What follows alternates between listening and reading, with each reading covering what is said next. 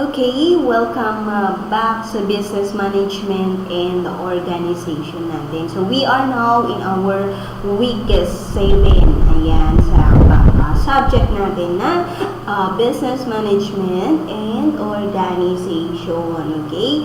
So, our topic for today is all about the managerial leadership. Ayan, part 1. So, but before we go further, in our discussion, please have with you your module so that you can go along with the topic or the discussion, and reminding yung mga requirements ninyo. Okay? So, please, we have may timetable tayong sinusunod, and may deadline po tayo per week. Okay? So, those are the reminders lang. Okay? So, for this topic, we should be able to differentiate leadership from management, explain the approaches to leadership, and of course, lastly, describe an effective manager and a leader. Okay? So, those are our objectives for this lesson 7, Managerial Leadership Part 1. Okay, let's start our discussion. Okay, what is a leadership? So, ano ba ang meaning ng leadership sa atin? Sino ba si leader? Okay? So, leadership is the process of, directing. Process of directing behavior of others towards the accomplishment of some objectives, or leading your subordinates to accomplish or achieve whatever the goals of the company. Tama? So, directing, pwede din, in this sense, causing individuals to act in a certain way or to follow a particular course. So, this course of action is perfectly consistent with such factors as established organizational, yung mga policies natin, syempre, procedures, and job description. So, yun yung meaning ng leadership, process of directing behavior in order to attain a certain objectives, or in order to accomplish a certain objective. Okay? So, sino ba si leader? So, a leader is one. Ayan, nandito sa presentation. A leader is one who inspires and motivates action. So, having a can-do personality and strong leadership skills is the key to leading the charge. Ayan. So, sino ba yung mga leaders natin dito sa locality natin, sa place natin na Tabuk City? Sino ba yung president natin? Is he can able to lead us? Diba? Leader ba siyang masasabi? Leader ba yung bang masasabi yung mayor natin, yung governor natin, congressman natin? Okay? So, it's up to you to assess the performance of our leader here in our provinces, diba? Nakikita nyo naman yung mga pagbabago, diba? So, nakikita nyo naman kung may pagbabago nga ba. Ayan. So, it's up to you to i-assess ninyo kung if they are a good leader in our community, in our society. Okay? So, that is all about the leadership and the leader. So, leadership. So, meron dyan yung support, motivation, goals, success, contribution, and of course, teamwork. So, it is very important to have teamwork in order for yung purpose mo, ma-attain natin yung goals natin, diba? So, what is the role of a leader? to build a team in their organization, para magkaroon ng teamwork, di ba? So hindi lang sinasarili yung isang empleyado yung trabaho niya para naman mas mapagaan yung trabaho or mas madali yung pag-execute ng isang work, is kailangan syempre ng teamwork. Sabi nga natin, no man is an island. Okay? So kailangan natin ng kasama in order for us to attain the goals sa isang company, di ba? So yun yung pagiging leader. Okay, leader versus manager. So nasa module natin yan. So leading is not the same as managing. So iba yung sa manager, iba yung sa leader. So although some managers are leaders and some leaders are, of course, some managers din sila, kasi leading and managing are not identical activities. So parang iisa yung role nila. Ililid mo yung tao, i-manage mo yung tao. Ililid mo yung tao to accomplish a certain objectives, i-manage mo yung tao to accomplish a certain objective. So they are not identical activities. Halos parehas lang naman yan. Ang pagkaiba lang yung way nila to approach the employee in order for that employee to na magawa yung trabaho nila. Okay? So that is the difference between the leader and the manager. So pero parang iisa lang yan. If you are within the organization, parehas lang yan. Okay? So, iba lang yung approach nila sa mga empleyado nila. Okay? So, take note of that one.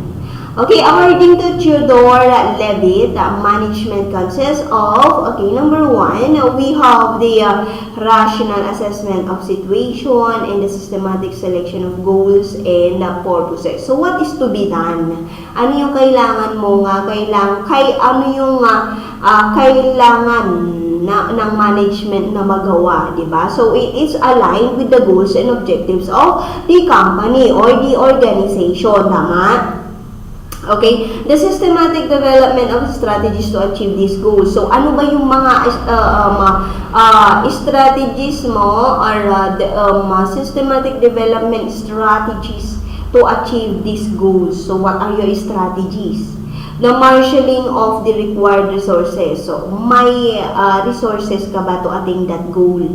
Diba? Kailangan mo din i-consider if you, kung may available na human resources, financial resources. So, lahat ng resources na kailangan sa isang organization in order for them to attain what is the purpose. Kung bakit nandyan yung organization na yan, diba? So, the rational design of organization, direction, and control of the activities required to attain the selected purposes. Okay? So, yun yung ginagawa ng management. So, i-direct ka nila, di ba, kung paano nila gawin yung activities in order to attain that purpose. Okay? And next, the motivating and rewarding of people to do work. Ayan, paano ka ba nagmo-motivate? Paano mo reward? Binibigyan ng reward yung mga empleyado para magtrabaho sila ng husto or para ma-motivate sila na magtrabaho. So, ano yung binibigay mo sa kanila, di ba? Baka naman puro ka na lang trabaho, puro ka na lang requirements sa kanila, di ba? So, syempre, salary is not enough para sa mga empleyado, di ba? You need to reward them, bigyan ng benefits sa extra work nila or sa ginagawa naman nila to appreciate and to uplift their moral, di ba? So, it is very important. Napaka-importante na kailangang ina-uplift natin yung mga empleyado natin in order for them, of course, to be productive and magiging maganda yung resulta ng kanilang trabaho. Okay? So that is for Theodore Levitt. Sabi niya yung that is the what management consists of. Okay? So those are the key points. Now, nakikita natin, ayan, yung leader,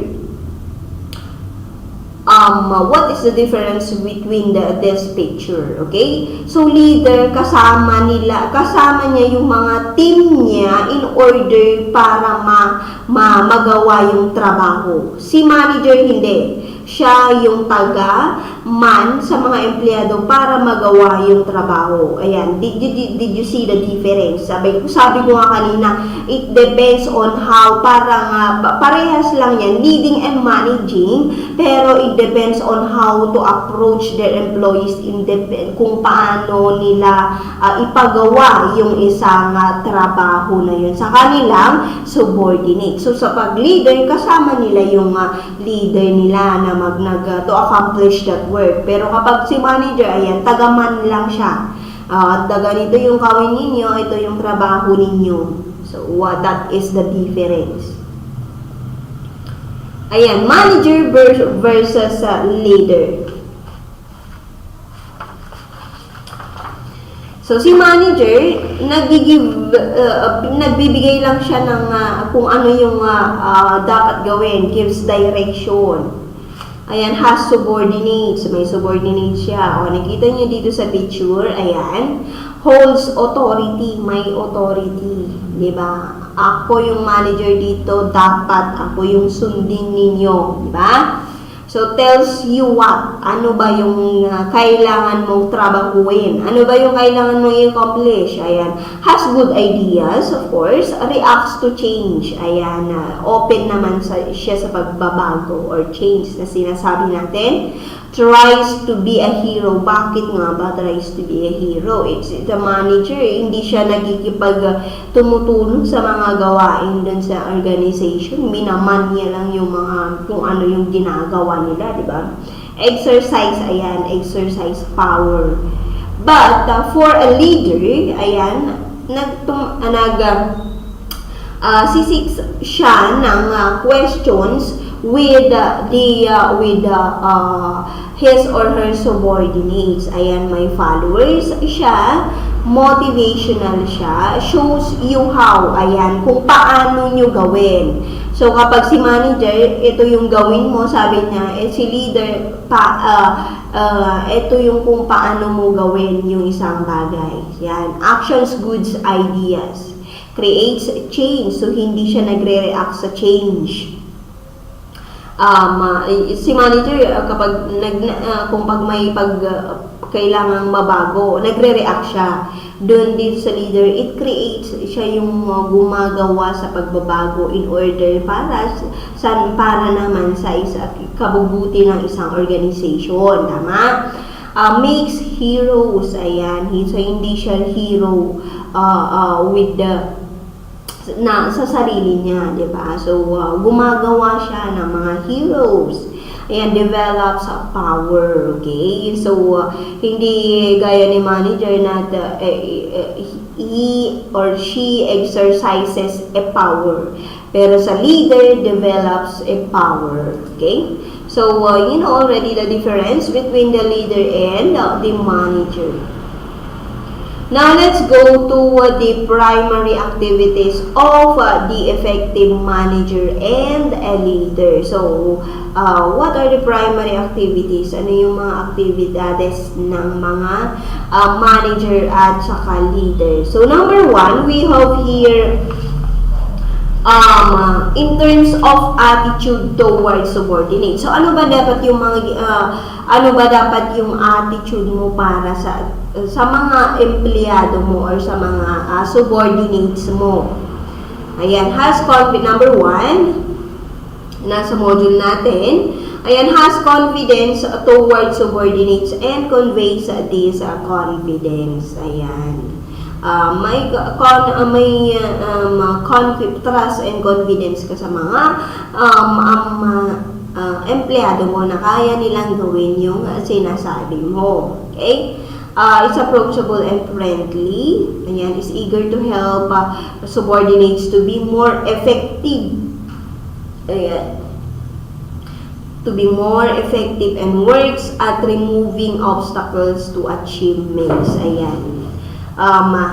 Tinutulungan yung mga subordinates niya para maging epektibo at maging produktibo para sa kanilang company or organization. Yan. In dealing with subordinates is emotional supportive and is careful to avoid ego-threatening behavior. Okay?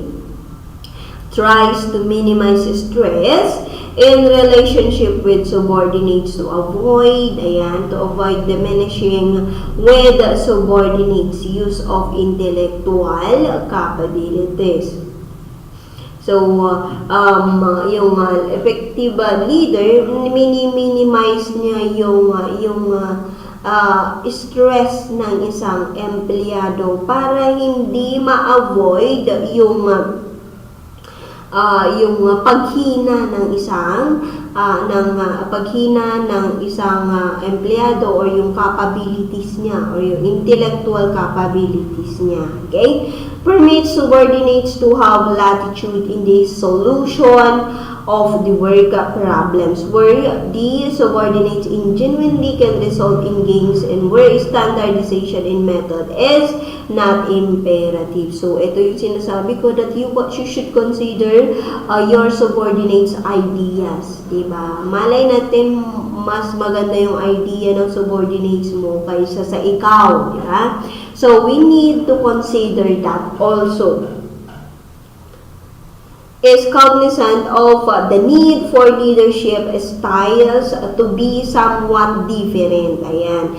In different technological settings. Ayan. For example, that is easily possible to overstructure and be too directive in a laboratory settings and to understructure and be too participative in some factory settings. And lastly, encourages the participation of subordinates but only on the basis of genuine interest in utilizing suggestions. Ayan, yung mga suggestions nila, i-encourage mo sila na mag-suggest, okay? Mag-suggest ng kanilang ideas in order para naman na ma-feel ng mga empleyado mo na kabilang sila sa organization na yun. Okay? So that is in terms of attitude towards subordinates. Next is we have in terms of technology planning and selection. So, utilizes and encourages enough subordinates to utilize the appropriate technology in attaining these goals. Okay? Work simplification, appropriate tools, proper layout, ayan. So, i-utilize natin yung paggamit ng appropriate technology in order para magkaroon ng easiness ng trabaho sa mga subordinates mo, diba? So, simplify natin yung trabaho nila, gagamit tayo ng appropriate tools, ayan, proper layout, ayan, to utilize na yung paggamit ng technology natin for faster trabaho. An effective planner in terms of both short-range and long-range goals and contingencies. And lastly, select subordinates with appropriate qualifications, of course.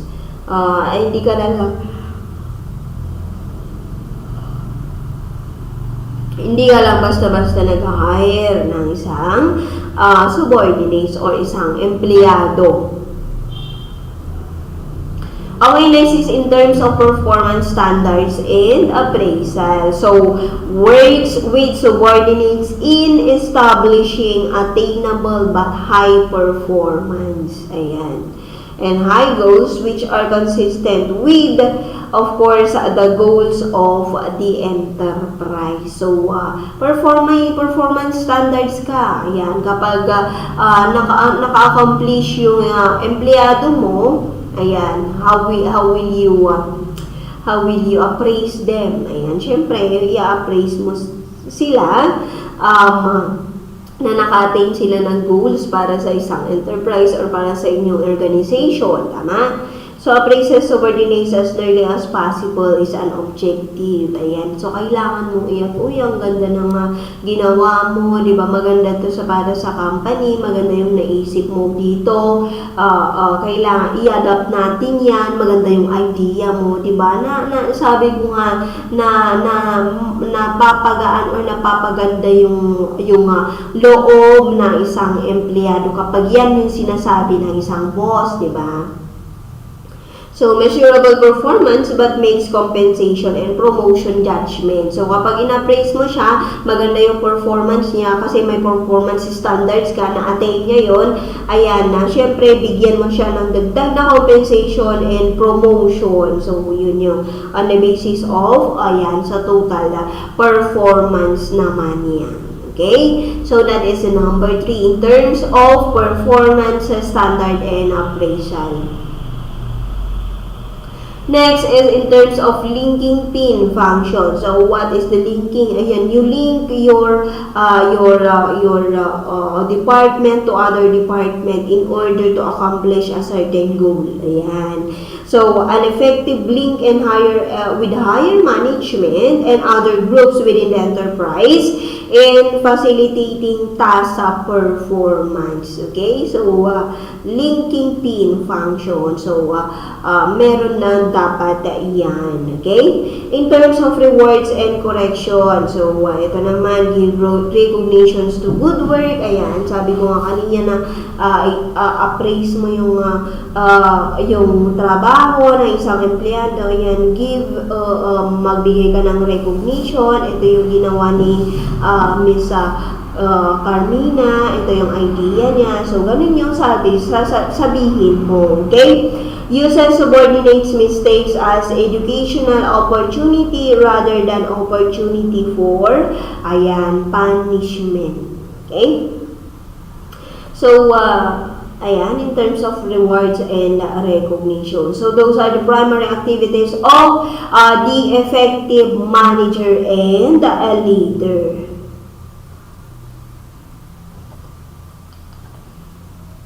Now, let's go to the approaches to leadership.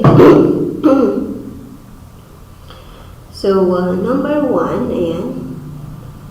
Approaches to managerial leadership. So, managerial leadership traits and characteristics are highly personal. So, leaders have different levels of education niya, training niya, yung mga experience niya, ayan. This count so much in the practice of managerial functions. We must realize our weaknesses and our strength as leaders of our people. So, we need to adjust accordingly to create a better organization. Okay? So, yun naman yung sinasabi ng approaches to leadership. So, number 1, we have the traits approved. So, how is it done? So, sabi dito, it is based on early leadership research that seems to assume that good leader is born and not made. So, sabi nga dito, traits approach, minamana ang pagiging good leader. Ayan. Ito na yung nagkakaroon tayo ng political dynasty, sabi nila, di ba? Anyway, pero hindi naman yung political dynasty kasi they are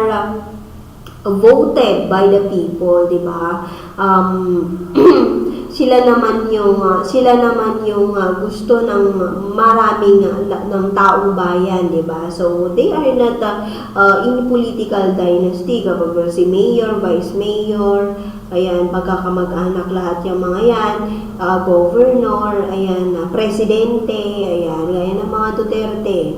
Diba? Sa Davao, halos lahat sila na yung nagre-reign dun sa Davao, di ba? So sabi dito, good leader is born. Ayan, hindi daw on the process. Ayan, hindi daw made. 'Di ba? Hindi daw ginagawa. Nandun na sa dugo nila yung pagiging leader. So, the mainstream of this research attempted to describe successful leaders as precisely as possible. Ayan. So, the reasoning was that if a complete profile of the traits of a successful leader could be summarized, it would be fairly easy to pinpoint those individuals who should and should not be placed in a leadership position. Okay?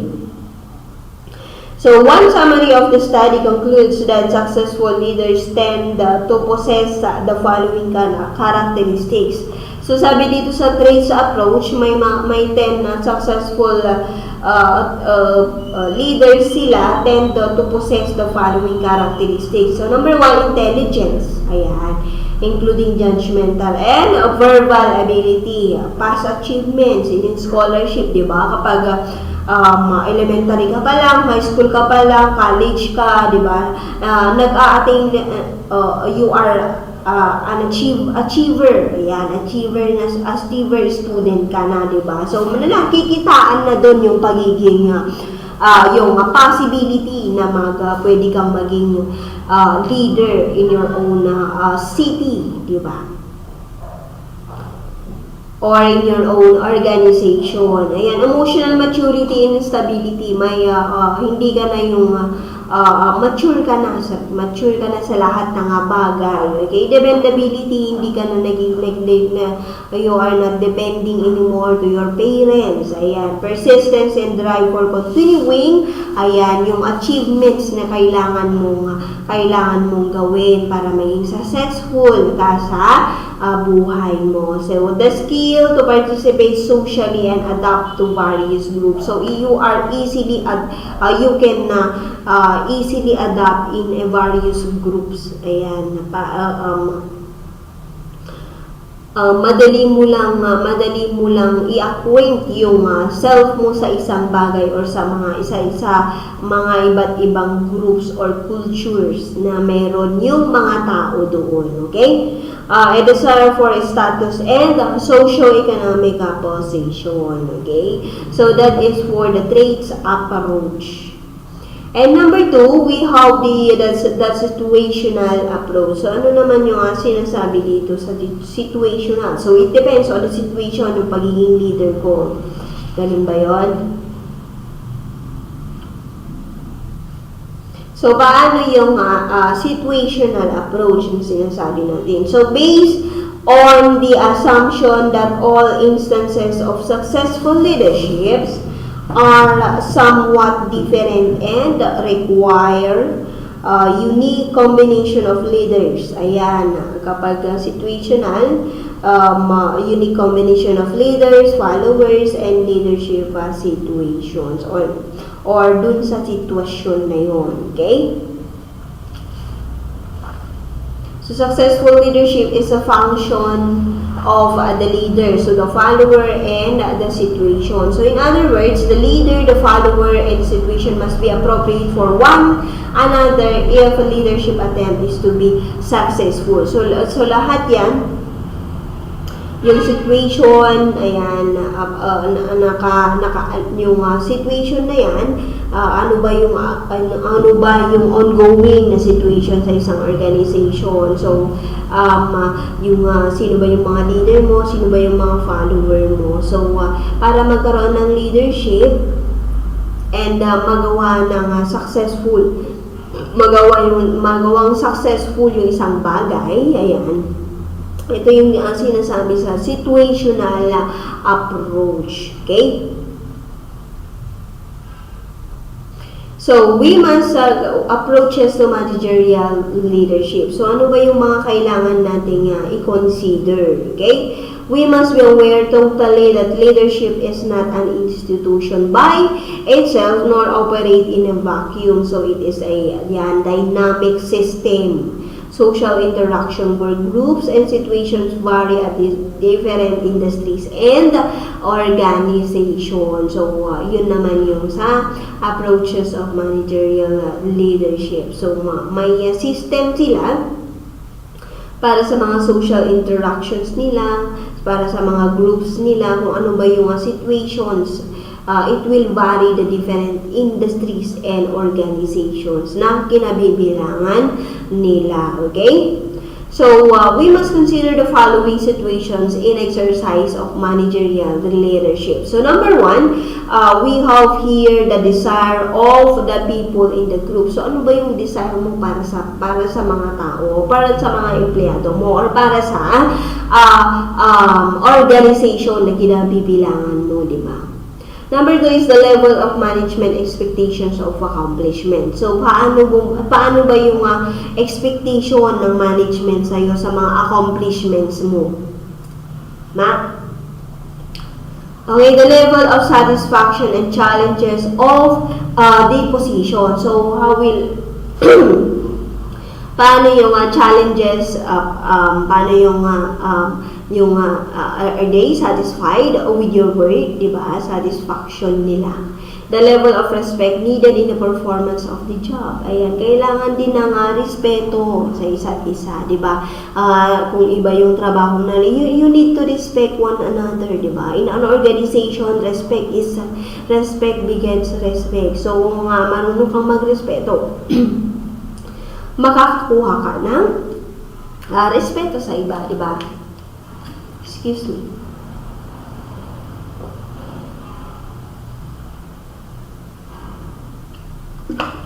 And lastly, the level of aspiration and the desired life direction. So,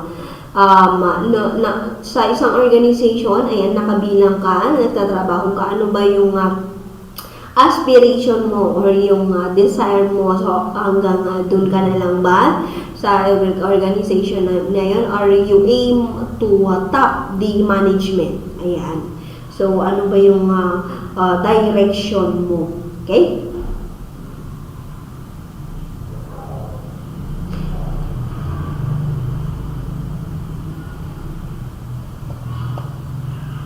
The need for organizational leadership. Okay? Effective management is more concerned on the wise utilization of the material resources of the organization. So, these resources could easily be available with financial resources at the disposal of the organization. Ayan. So, the determinant of organizational success is depend on the degree of managerial leadership. So, nakadepende yan. Yung success ng isang organization nakadepende sa kung paano iman ng isang leader or manager yung isang organization in exercise or by the executive concern who handles the wheels towards the attainment of its goals and objectives. So, parang driver lang yun ng jeep. Diba? Hindi naman sila makakapunta. Yung mga pasahero nila, hindi makakapunta sa kanilang paroroonan kung hindi maayos yung pagdadrive ng isang driver, diba? So, nasa kanya, yung mga passenger nasa loob ng sasakyan. It depends kung paano i-maneho ng isang driver para makapunta sila sa kanilang destination. Gaya din yan ng isang organization. So, nakadepende sa pagmamanage ng isang leader or isang manager sa success ng isang organization, di ba? So, kung paliko-liko yan, so anong nangyayari? So, it is an obstacle, it is a challenge, but manasa yung leader or manager na yan kung paano mo i-direct yung mga empleyado mo. Okay? So, therefore, there is a need for organizational leadership. So, the objective of all organization is towards, ayan, kapag may organization naman na profitability of the enterprise, diba? So, while the measure of its success is greatly dependent on the caliber of the leaders of the organization. Okay? So, the quality of the material input could easily be determined. But the quality of human output is more difficult to achieve if the quality of the managerial leadership is of low caliber. So, hindi agad malalaman yung human output kung yung managerial leadership natin is of low caliber. So, kumbaga low quality. So, hindi niya alam kung paano niya imando yung mga subordinates niya or yung mga empleyado niya. Okay?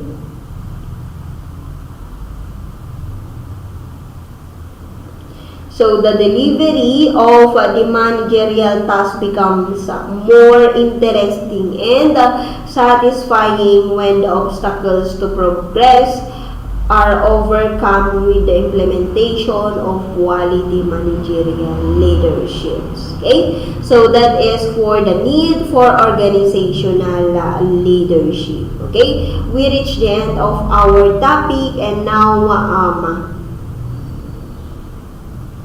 let's go to your requirements. So, your requirements for lesson 7, ayan, we have here a case study for activity 1, leadership and management.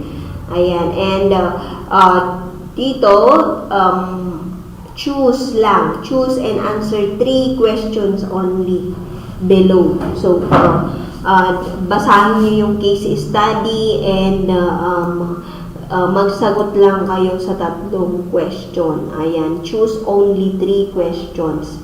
5 yan, 3 lang yung sasagutan yung question. Okay? So, number 1, how can Laura effectively use both management and leadership skills in her role as associate director? Ayan. Number 2, what steps could be taken by the management to build staff confidence? Ayan. So, number 3, what advice would you give Laura on improving her leadership skills and to the managers on improving their management skills? And number 4, what recommendations can you propose at the top management to address the issue of high employee turnover rate? And lastly, if you are one of the managers under Laura's supervision, would you choose to stay or would you leave the organization as well? Ayan, why? Okay? So, basahin yung case study ng maigi at sagutan yung 3 questions na pipiliin nyo among the 5 questions na nandito. Okay? So, that is